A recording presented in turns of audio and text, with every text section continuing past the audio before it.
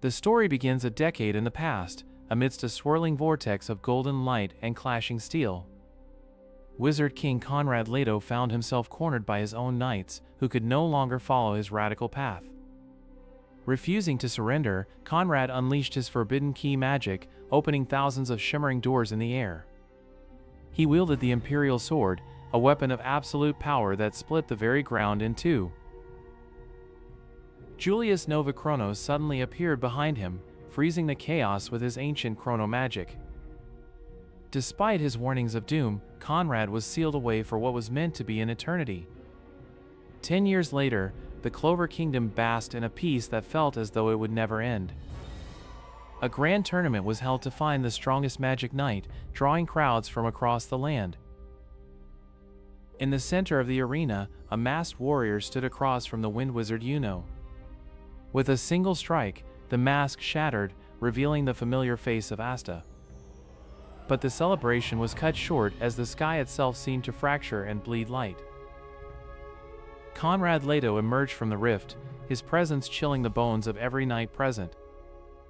He declared that the time for a new world had come, and he would not be stopped again.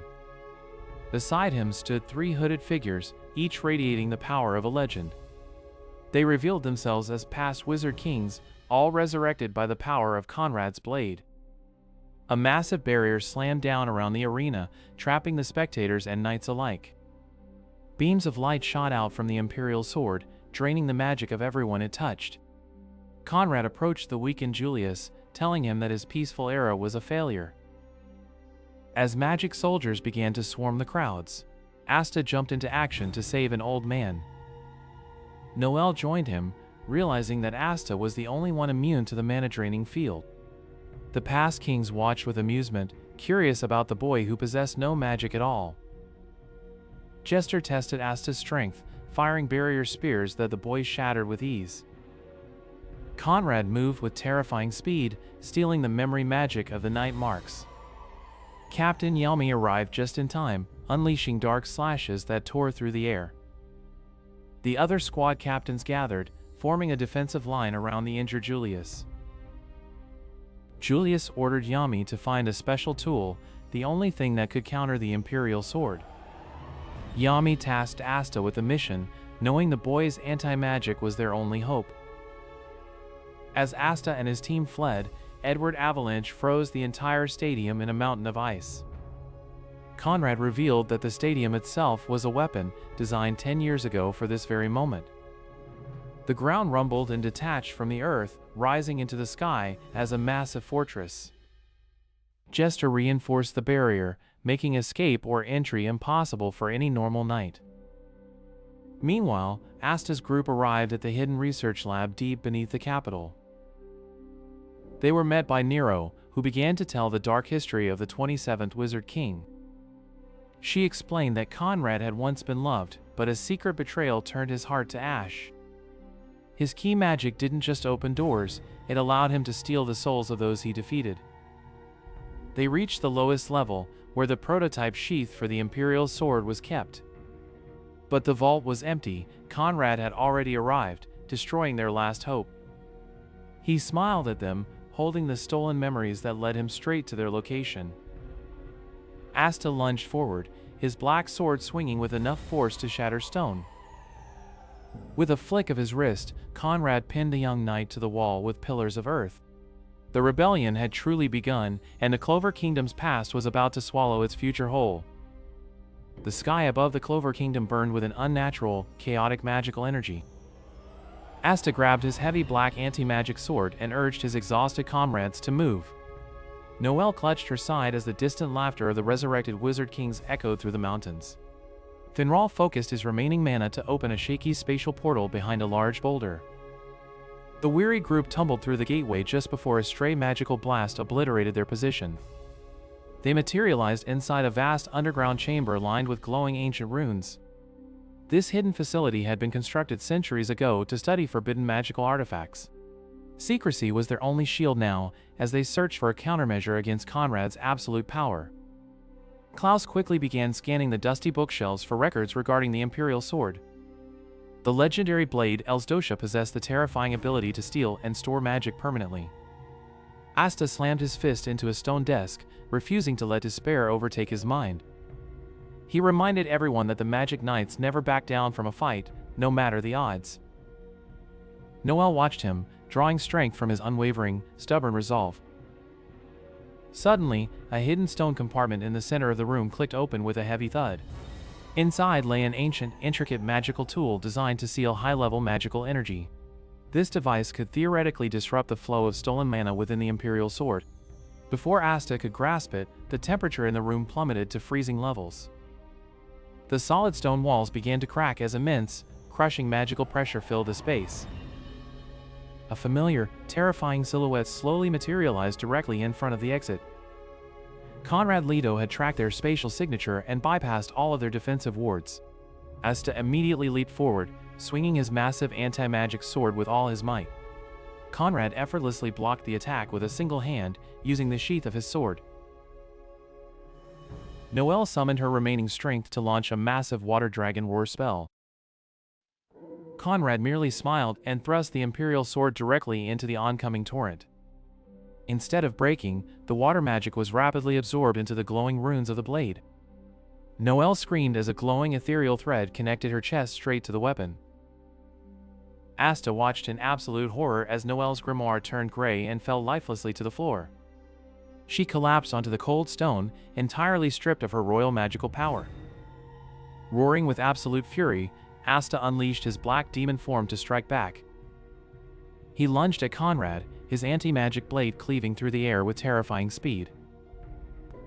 Conrad effortlessly stepped to the side, completely misdirecting the massive kinetic force. The former Wizard King raised his stolen sword, pointing it toward the ceiling of the facility. He proclaimed that the current structure of the world was entirely broken beyond repair. His ultimate goal was to completely wipe out every living soul on the entire continent. Only from the ashes of the old world could a truly equal society finally be born. Asta struggled to his feet, rejecting the madman's twisted ideal with fierce conviction. He yelled that killing innocent people would never bring about true peace or justice. Conrad sighed in disappointment, stating that Asta was far too naive to understand reality. With a swift flick of his wrist, Conrad unleashed a massive blast of stolen water magic. Finral used the last ounce of his strength to teleport Asta and Noelle away from the impact. The facility collapsed entirely, burying the ancient sealing tool deep beneath tons of rock. Asta materialized in a dark, damp forest area miles away from the destruction. Beside him, Noelle lay completely unconscious, her breathing shallow and devoid of all mana. High above them, a massive shadow began to rise slowly into the night sky. Conrad's massive flying fortress was now fully active, prepared to rain doom upon the continent. The dark shadow of the Imperial Sword's floating fortress loomed menacingly over the trembling landscape of the Clover Kingdom. Down in the hidden sanctuary, the battered remnants of the Magic Knights gathered around a glowing tactical map. Asta slammed both hands onto the table, his eyes burning with an unyielding determination to stop Conrad's mad plan. Yuno stepped forward next to his rival, his glowing green grimoire flipping open to a powerful wind spell page. Noelle gripped her chest tightly, feeling the complete absence of her stolen water magic but refusing to back down. The remaining squad captains raised their weapons high, answering the call to stage one final, desperate counteroffensive. Within minutes, the mages mobilized every available magical transport vessel to breach the stratosphere. Asta stood firmly at the prow of the leading skyship, his massive anti-magic broadsword resting heavily on his shoulder. Sudden crimson lightning bolts tore through the clouds as the fortress's automated defenses detected their approach. One of the trailing transport ships took a direct hit to its hull, splintering into burning wooden debris. Yuno quickly raised his hands to unleash a massive gale, catching the falling knights before they hit the ground. Asta leaped off the deck of his ship, diving headfirst into the barrage of incoming magical lasers. With a powerful swing of his dark blade, he completely neutralized a massive blast meant for the flagship. The flagship slammed hard onto the lower landing docks of the floating arena, breaching their perimeter. As the smoke cleared, 3 towering figures emerged from the grand temple doors at the center of the structure. The Magic Knights gasped as they recognized the legendary visages of the resurrected Wizard Kings of old. Edward Avalache stepped forward first, his ice magic freezing the very air around his levitating boots. Next to him, Princia Funnybunny drew her massive spectral blades, her gaze sharp enough to pierce steel. Jester Garandros floated high above them on a platform of cross-shaped barriers, laughing maniacally at the invaders. Yuno realized instantly that they could not win if they stayed grouped together against such varied magic. He ordered the forces to divide into separate strike squads to pull the ancient kings apart. The first group, led by the Black Bulls, charged directly toward the freezing zone of Edward Avalache. Edward raised his ancient grimoire, summoning hundreds of frozen spears that hovered menacingly in midair. The knights combined their fire and earth magic to create a defensive wall, barely surviving the freezing volley. Meanwhile, the second squad engaged Princia Funnybunny in a brutal close-quarters melee battle. Princia summoned an army of massive magical soldiers that rose from the stone floor to overwhelm them. Asta intercepted one of the giant stone constructs, cleaving it entirely in half with his anti-magic blade. Princia immediately turned her focus to Asta, surprised by the boy's complete lack of magic. High above, Jester laughed as he fired dozens of laser beams from his cross barriers at Yuno. Yuno countered by entering his spirit dive form, his body radiating a brilliant, angelic emerald light. He unleashed a colossal storm of wind blades that shattered Jester's defensive barriers one by one. Despite their incredible efforts, the sheer endurance of the immortal kings began to wear the knights down. Edward Avalache triggered a massive blizzard, burying the charging mages under tons of heavy snow. Asta rushed toward the blizzard to help, but Princia blocked his path with a heavy downward sword strike. "Your struggle is meaningless against the history of this kingdom," Princia stated calmly, pushing him back. Asta slid back, his boots grinding into the rock, but he immediately took his stance once again. Suddenly, the sky above the fortress darkened completely as the central tower began to pulse with a catastrophic energy. Deep within the structure, Conrad Leto's laughter echoed through the magical communication channels. The fortress began its final descent sequence, aiming directly for the capital city of the Clover Kingdom. Asta looked up in horror as a colossal magical barrier trapped them all on the falling arena, sealing their exit. The massive energy dome locked down tight over the floating arena, cutting off any chance of retreat for the battered magic knights. Across the fractured battlefield, Yuno coughed up blood as he struggled to maintain his wind spirit form against the crushing gravity magic. Floating high above them, Conrad Leto laughed as the imperial sword shone with the stolen power of generations. Asta gripped his heavy sword tightly, his muscles screaming in protest as he pushed himself up from the fractured stone. Noelle fell to her knees nearby, her water armor completely shattered and her magical grimoire floating limply by her side. Conrad pointed his glowing blade toward the heavens, causing the clouds above to rip open in a violent vortex of raw mana. Through the parting clouds, a colossal meteor forged from dense, compressed magical energy began its slow descent toward the Clover Kingdom.